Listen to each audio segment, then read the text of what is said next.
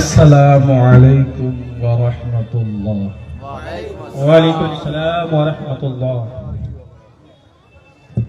ইন্নাল হামদালিল্লাহ ওয়াস সালাতু ওয়াস সালামু আলা হাবিবিহিল মুস্তাফা ওয়া বা'দ। قال الله تبارك وتعالى في القرآن العظيم إن الصلاة تنهى عن الفحشاء والمنكر. وقال الله تبارك وتعالى في موضع آخر حافظوا على صلواتكم والصلاة الوسطى. সুবহানাল্লাহ। وقال الله تبارك وتعالى في القرآن العظيم في موضع آخر إن الصلاة كانت على المؤمنين كتابا موقوتا. বেশক। وقال النبي صلى الله تعالى عليه وسلم من ترك صلاة متعمدا فقد كفر. وجاء في جامع الترمذي قال النبي صلى الله تعالى عليه وسلم من ترك صلاة العصر فقد أوتر أهله وماله. وقال النبي صلى الله تعالى عليه وسلم لا تقبل صلاة بغير طهور ولا صدقة من غلول. বেশক। آمنت بالله صدق الله العظيم. সমস্ত প্রশংসা মহান রব্বুল আলামিনের জন্য, যে মহান রব্বুল আলামিন আমাদেরকে এরকম একটি পবিত্র মঞ্চে এবং মাহফিলে এসে বসার তৌফিক দান করেছেন। তাই সবাই এক বাক্যে কোরআনের ভাষায় নুরানি জবানে সবাই আল্লাহর শুকরিয়া যাপন করি, বলুন আলহামদুলিল্লাহ। আলহামদুলিল্লাহ রাব্বিল আলামিন।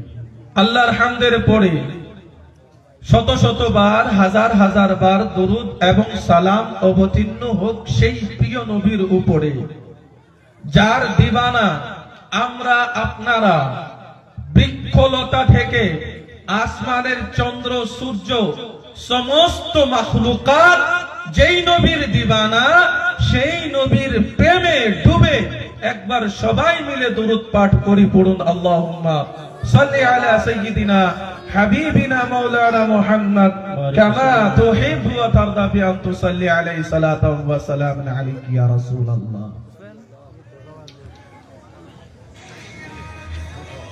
মুসলমান ভাইরা, জালসার যে কনফারেন্সের নাম দেওয়া হয়েছে, নাম হলো ইসলাহে মুআশারা। জি। ইসলাহে মুআশারার অর্থ হলো পরিবেশকে সংশোধন করা। আমাদের সমাজে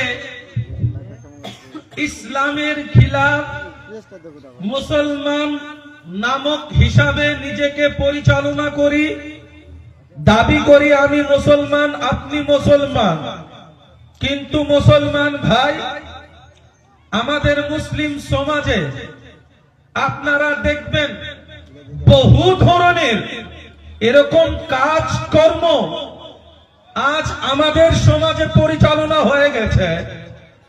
আজ আমরা যে মুসলমান বলে নিজেকে দাবি করি, মুসলমানের সেই কাজগুলা আছে কি নাই?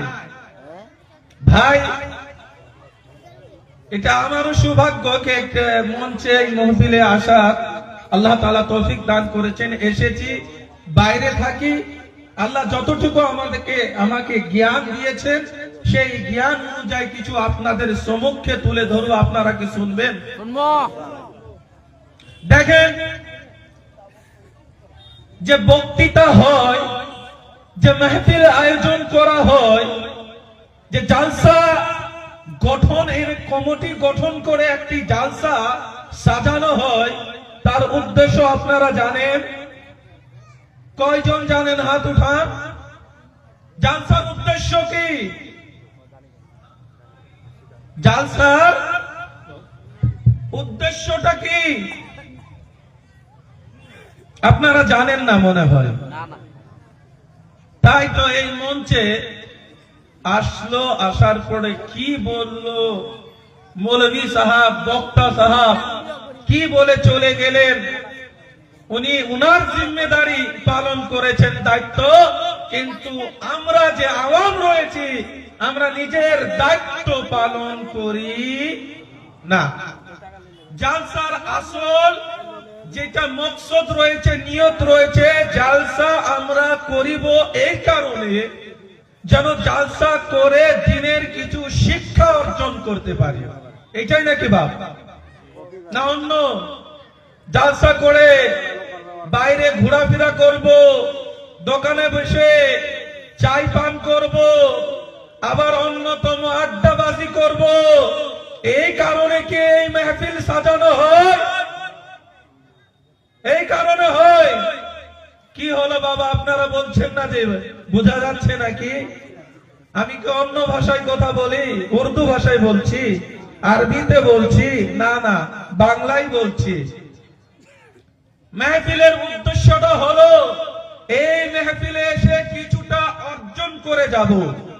কেউ হতে পারে অনেক দূর থেকে এসেছে, আসার পরে এই মাহফিলে বসেছে, বসার পরে যদি সে কিছু শিখতে পারলো না, কিছু বুঝতে পারলো না, তাহলে তার রাত জেগে কোনো ফায়দা হবে বাপ? হবে না। তাই বলবো মুসলিম ভাই, আপনারা যে এরকম একটি ভালো মাহফিল আয়োজন করেন, সেই মাহফিল, সেই মজলিসের মর্যাদা রাখবেন। আপনারও দায়িত্ববান কি শিক্ষা অর্জন করে সেটাকে প্রচার করা, অন্যজনের কাছে, অন্য ব্যক্তির কাছে পৌঁছে দেওয়া। এটাই না? আমি কোরআন এবং হাদিস, বুখারী শরীফের হাদিস, তিরমিজি শরীফের হাদিস, দুইটি তিরমিজি শরীফের হাদিস, একটি বুখারী শরীফের হাদিস এবং কোরআনের তিনখানা আয়াত পড়েছি। অনেক চেষ্টা করব, অনেক দূরতে নিজের বক্তৃতাকে ইতি ঘটাবো, কারণ আমি এই যে পয়েন্টে বলতে চেয়েছিলাম, শিক্ষা অর্জন করা। মেহফিলের আয়োজনের অর্থ হলো, উদ্দেশ্য হলো শিক্ষা অর্জন করা। বা এই শিক্ষা আপনারা সুর দ্বারাও পাবেন, আমরা যে বেসুরা রয়েছি আমাদের কাছেও পাবেন। পাবেন কিনা? যেমন একটি যদি মাদ্রাসা থাকে, সেখানে বহু মুদাররিস থাকেন, শিক্ষক থাকেন। সবারই পড়াবার নিয়ম, তরিকা এবং সবারই পদ্ধতি আলাদা আলাদা থাকে কিনা? কেউ ভালোভাবে সুর দিয়েও পড়ায়, এমনও হয়েছে। তা আমি এটা বলি না কি সুর দিয়েও শোনা যাবে না। আমি বলতে শুধু এটাই চাই যে আপনারা যে এখানে এসেছেন, হোক সুর দিয়ে আপনাকে শোনানেওয়ালা অথবা বিনা সুর দিয়ে শোনানেওয়ালা, আপনার দায়িত্ব হলো কিছু শিখে যাওয়া। আপনারা সহমত আছেন কিনা ওলামাগণ? জি। আল্লাহ তাবারাকা ওয়া তাআলা কোরআনে ইরশাদ করেছেন, ইন্নাস সালাতা তানহা আনিল ফাহশাই ওয়াল মুনকার।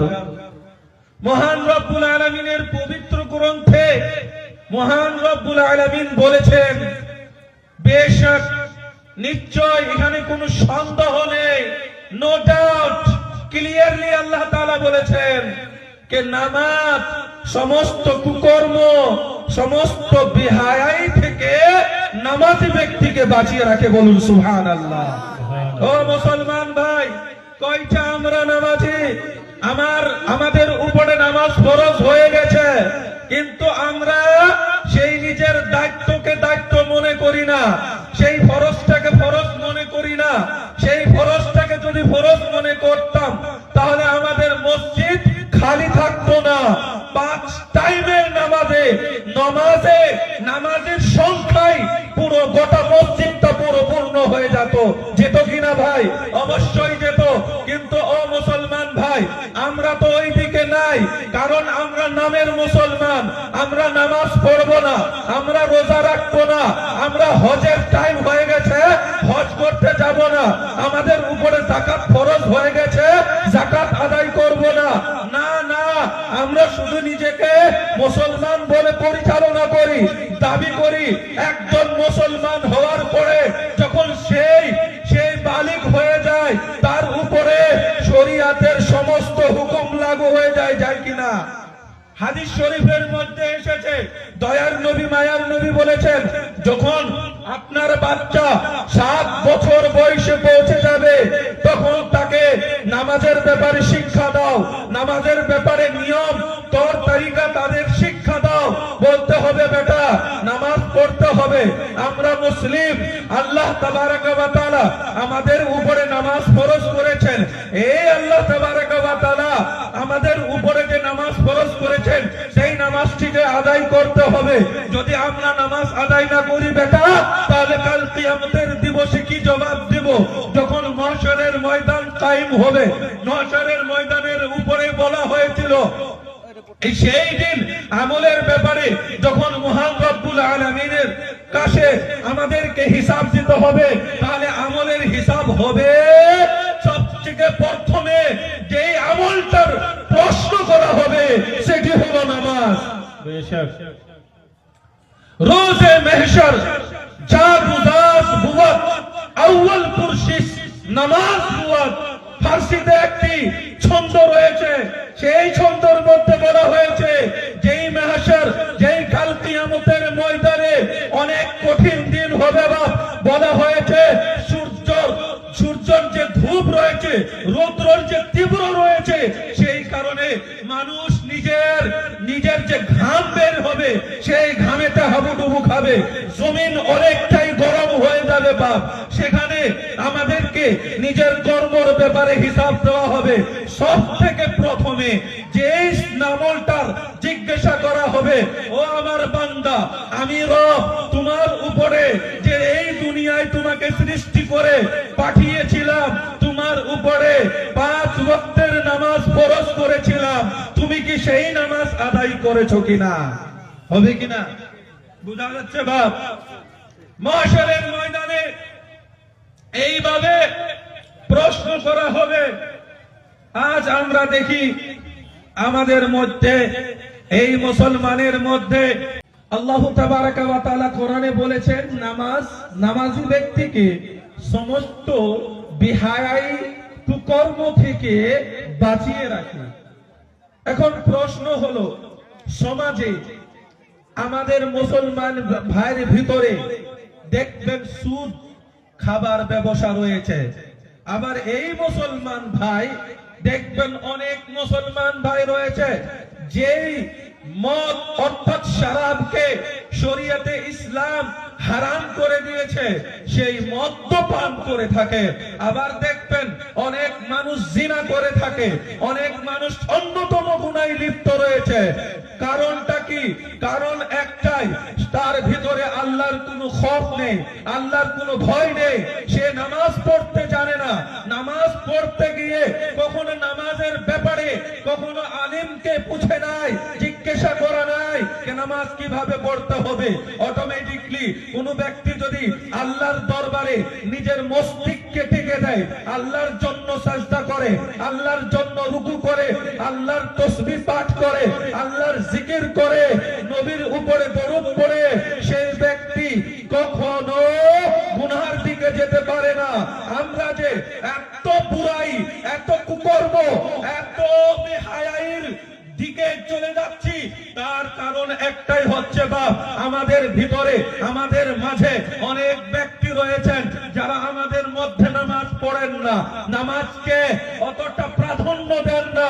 ও মুসলমান ভাই, আপনার উপরে নামাজ ফরজ করা হয়েছে, নামাজ পড়তে হবে। প্রিয় নবী সাল্লাল্লাহু আলাইহি সাল্লাম হাদিসের মধ্যে বলেছেন, মান তারাকা সালাতান মুতাআম্মিদান ফাকাদ কাফার। আল্লাহর নবী, দয়ার নবী, মায়ার নবী বলেছেন, কোন ব্যক্তি যদি নামাজ জেনে বুঝে ছেড়ে দিবে, তরক করে দিবে, তাহলে সেই ব্যক্তি কাফের হয়ে যাবে। এই হাদিসে অল্প একটু আমি টাচ করে চলে যাব। ভাই, কোন ব্যক্তি যদি নামাজ ছেড়ে দেয় তাহলে ওই ব্যক্তি কি কাফির হয়ে যাবে?